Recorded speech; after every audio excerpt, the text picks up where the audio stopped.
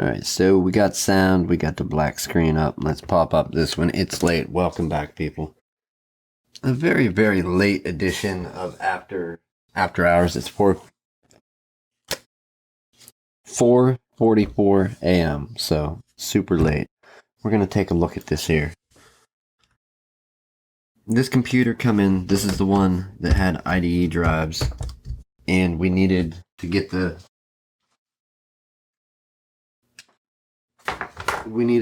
data off of it, and this is the cable that we had, plus we had a power supply to try and access the data. We did end up having a whole nother cable here, kit. I can show you that here. So we did get their data, and it was in one piece. The hard drives were good. This cable actually works, and what I like is the fact that it actually has a status light on it, and you can see that something is happening. Okay, so data's been gotten. Got the computer to a boot state, however, it's Windows 7 on one hard drive and then an old Windows XP install on another. I was really considering leaning towards stripping this down, cleaning it. I don't know if you can see. Let's take a look here. I guess we'll touch the focus there. If you can kind of, take a look and see when you just spin the fan, that's completely caked. This is an old Core 2 Duo system. It's an Intel Pentium CPU, so like an E2200 or something like that. Old power supply, it only has, I think, 82, not even 96, 82 millimeter fans in it. It does actually have SATA connections, believe it or not, mostly Molex.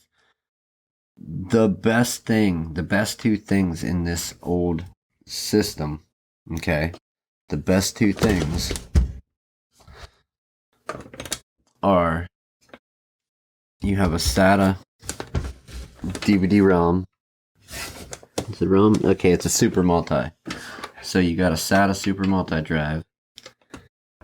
You have 2 gig sticks of RAM, and you have a Wi-Fi card, but it's DDR2, Pentium CPU. You have it might at least be wireless and the Wi-Fi card, but it's PCI, not PCI Express or PCI Express 1X. So I think instead of changing anything on this computer, now that it boots, what we're going to do is give it back to them. They only wanted the data off of it, but I took a little bit of time and got it booting. Like I said, you can't install Malwarebytes to do a cleanup. It crashes. You can't uninstall most other programs. It crashes. So there's still something vitally wrong with it, but it does boot and go online. So instead of wasting a bunch of time on this,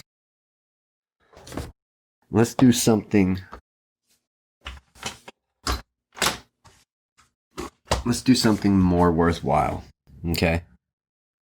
We have the data. We got their data back up from this computer. We have what they need. We got the goods. Okay? We got the goods. So we're gonna get this body off of the bench. Really, it needs buried, but what can you do? They might want to keep it. I've got a few hours into it not being billed for it, so don't worry about that. But let's do something a little more worthwhile. Alright. You remember the other computer. You had the old white, it looked like mid to late 90s, Windows 98, Windows XP box. Right? You got that. You wanted your data. You want us to pull your data off of that, and that we did. We got a 4 gig USB flash drive here. You had 2.26 gigabytes worth of data. One other thing though, let's take a look here. I'm going to go to the bird's eye view first. This is another computer. It's basically your parts. We reused whatever we could of yours, but put it into a more modern case, shall we say. You got front side working USB ports with a working mic and microphone and headphone jack, power button reset switch, a card reader with a third additional USB port, your super multi DVD CD burner. But you just got a more modern case. Okay. One thing to take note of, and let's switch over to this cam. I don't know why it's so horrible as far as the light tonight. Okay, here is your your stock processor. Now, this thing lived a hard, hot, miserable life. And how do I know? Well, one, evidenced by the heatsink. The stock Intel heatsink, as you saw, was jammed full from so much in the previous build video, or previous when we went over your computer. It was jammed full of so much stuff and I mean, cleaning is one thing, but when it's jammed full like that, it's running hot, but it's also running even hotter. If you can take a look here, as you can see, okay, that's basically when you get your stock Intel cooler, that's the pattern that the thermal compound is in.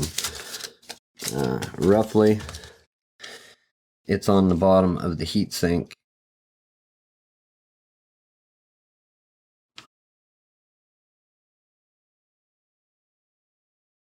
In 3 strips, kind of like this, forming a circle, roughly. And what happens when you press and lock down the thermal, or lock down your heatsink and fan, it presses that thermal compound out flat into one gob, covering the entire heat spreader. Well, as you can see, the whole life of this processor until it made it to this shop this time, it had never spread it out from that factory configuration. Matter of fact, only part of it was touched. From the stock heatsink to the CPU, only part of the thermal compound touched. I mean, a little bit made it on there, but not much. And here's what happened, okay?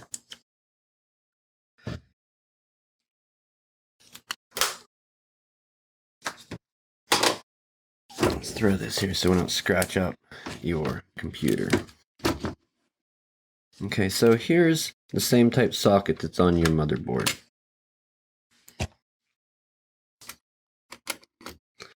All right, the CPU would go in whatever orientation. It's keyed out, not important to you. And then this would go here. You would flip that plate down, and then this, you can see that it starts pulling down. Watch the glare change here and here from it being flexed down. It flexes that metal down to pull the CPU down into the socket, and then you lock that arm. Watch right here, this side. As I lock it down, it pulls that down. You can see that it's pulling that down in. And that's without even latching it. Now it's latched, and you can tell. The CPU sticks up a little beyond that. The CPU will stick up and there will be a gap between the CPU and this whole metal shroud that surrounds it and the lockdown plate. Okay, there's a gap between the CPU and that. And that's for the heatsink to hit it and spread out the thermal compound, making good contact to pull the heat off of the CPU in the CPU's heat spreader out into the heatsink, and then the fan blows the heat away. What had happened in the case of yours is it was literally, the arm was locked down, that was set down. Remember, there should be room above it, and we can't. we can't go that way because, no, we can go this way. But watch what happens. As we go down, it raises up. Because it's this part here is sticking up higher than the CPU, so your heatsink had never fully touched, which is evidenced by that. The lower side, where the thermal compound and heatsink hit it, you could tell it was here in this area.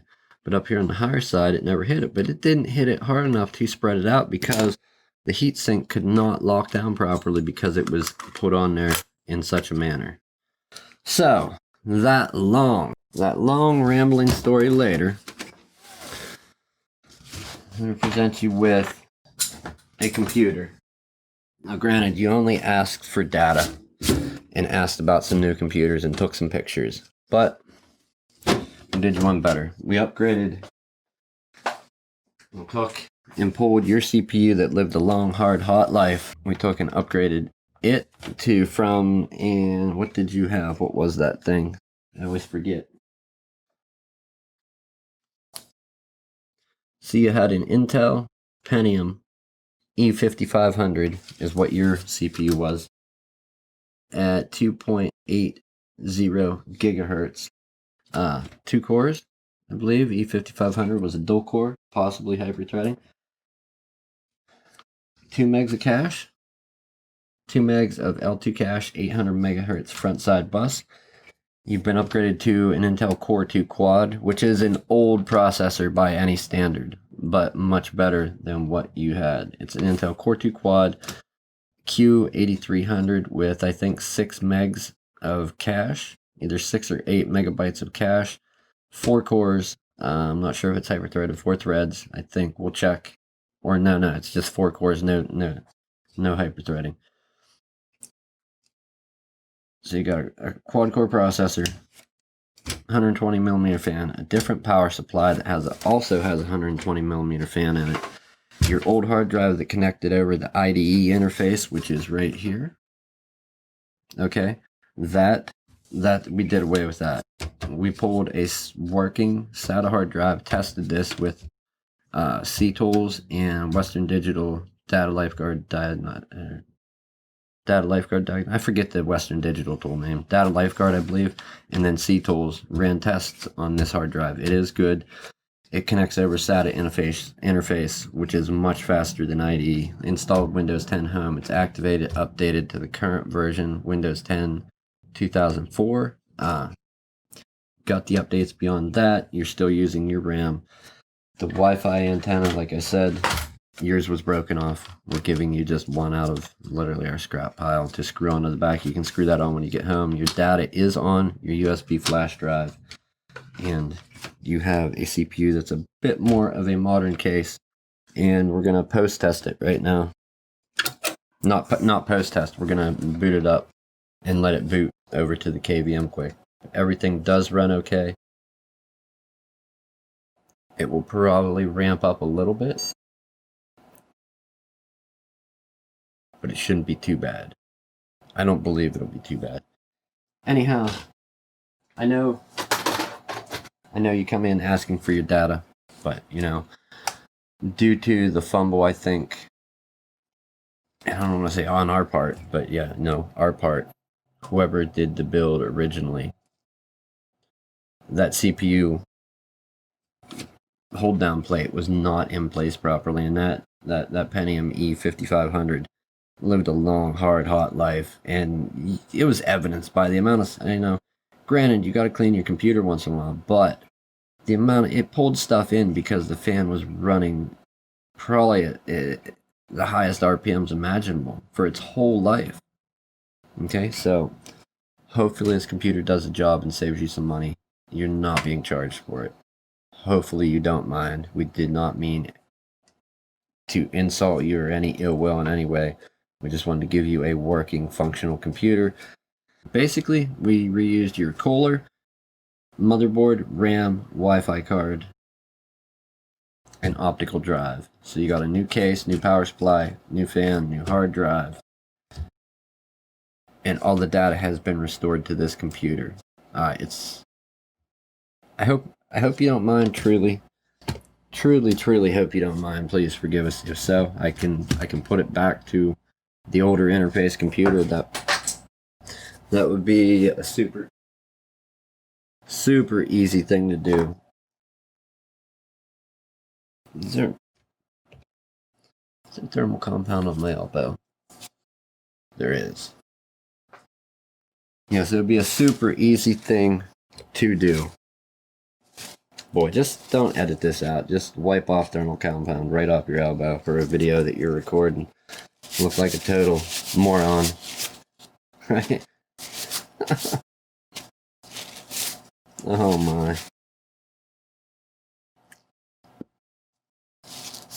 You trust us to work on computers, right? Yeah, I suppose it could happen to anybody. Set your elbow down in a CPU that has thermal compound on it, right? Right? Good times. Who wouldn't do it? I think I'm going to wipe that CPU off right now.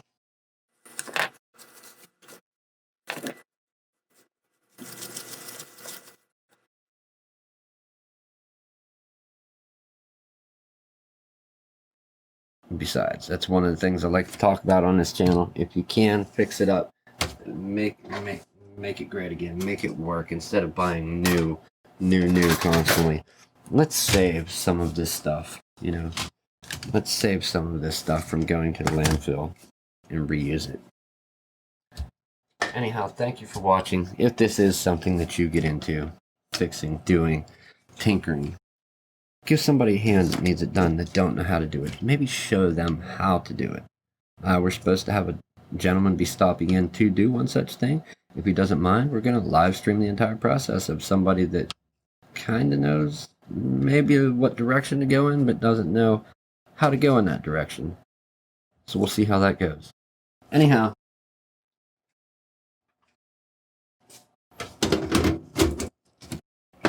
let's button this up. You are coming to pick it up tomorrow, I believe. So I will see you in the next video. I gotta put a note on the work order. I'm gonna put a note on the work order of what the video is titled. I'm gonna think of a title quick. We'll upload this one. Oh, what do we call it? What do we call this video? Erroneous upgrade? Erroneous outcome? I like it. I think we'll do that one. Anyhow, I'm going to end it here. Thank you for watching. As always, if this is your thing, you get into it, like the video. If you liked it, share it. Get it out there. Show some other people the content. And I will see you next time.